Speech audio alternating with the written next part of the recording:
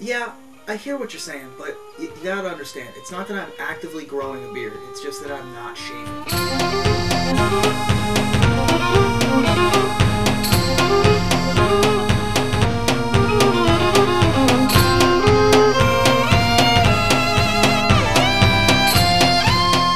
I'm lazy, what do you want from me? It's been a little while, so let's recap how the show works. I pretend to know what I'm talking about for a few minutes. I make some declarative statements, most of which are wrong, thus proving that I have no idea what I'm talking about. I make fun of myself for not knowing what I'm talking about. And then I make fun of some other people for no reason at all. And go! Let's start with the comings and goings of TCGplayer.com, where I have been given the position of featured blogger. You would know that if the site wasn't down more often than Mike Flores thinks he breaks the format. I don't really know what this means in terms of content, but I figured they chose me for what I was doing already, so I'll just keep doing this. Also, William Spaniel came back to us this week. As you probably already know, Mr. Spaniel was mysteriously dropped from TCGplayer.com after something having to do with a creative disagreement with the editors. And Nazis. Pretty sure it had something to do with Nazis. In his triumphant return, William Spaniel and Guy Who Isn't William Spaniel made a 3-part video series with a production that would make the producers of the Blair Witch Project blush. I'm so scared. Guy That Isn't William Spaniel's more awkward on camera than Aaron Forsyth. Help me! The first few shows had their moments, but definitely seemed to be lacking something.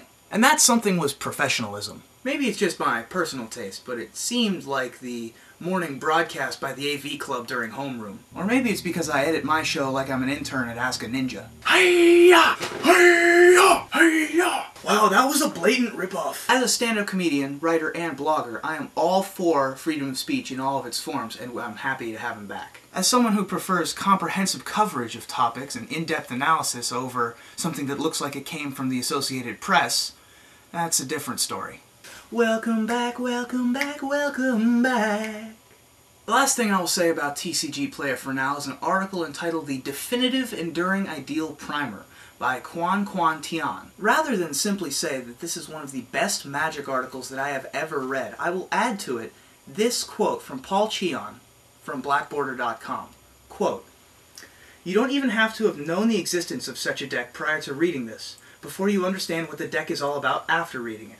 He gives an introduction to how the deck wins, goes over practice hands, the cards in the deck, and even gives an alternate list that was piloted by Jerry Thompson, which has the Draco Erratic Explosion combo in it.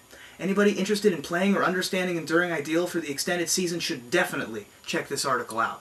With that said, I would not suggest playing Enduring Ideal at your next PTQ, as the other combo decks are quicker and the disruption can hate you out. You see, Ideal is like a shotgun, and Dredge is like an AK-47, and Destructive Flow is like the guy that can disarm you and punch you in the face. And Doran is like those purple shield things the Gungans use in Star Wars. Miss like a Doran! I guess I'd better move on before I lose all of you. I'm going to be taking a break from the PTQ grind, as I'm sure many of you are, for the Morningtide pre-release this weekend.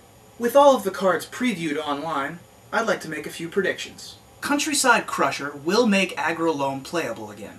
Second turn Scarblade Elite, and third turn Garza's Assassin will be the theme in more than a few standard decks. No matter who is announcing the finals of the World Championships next year, they will get the wording on a Morningtide card wrong. Declaration of Naught will see play in Enduring Ideal, almost exclusively naming Indrik Stomphowler.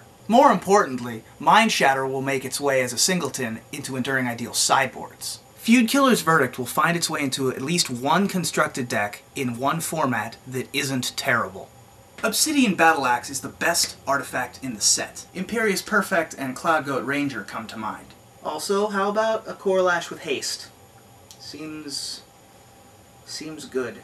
Boldware Heavyweights will show up somewhere in a top 8 in the first few Lorwyn block constructed tournaments. Preeminent Captain and Rustic Klachan will make people think that Kithkin will be playable, and for the second time in as many sets, they will be wrong. And last, but certainly not least, Vendilion Clique will make Fairy Balance broken. Fairy Balance is on the rise, folks.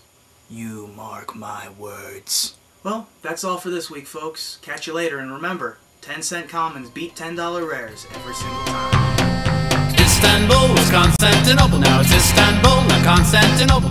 People keep commenting to me, "Hey Ruben, if 10-cent commons beat $10 rares every time, how come Tarmogoyf wins every tournament?" And to that I say, the next time you see a Tarmogoyf for $10, you let me know.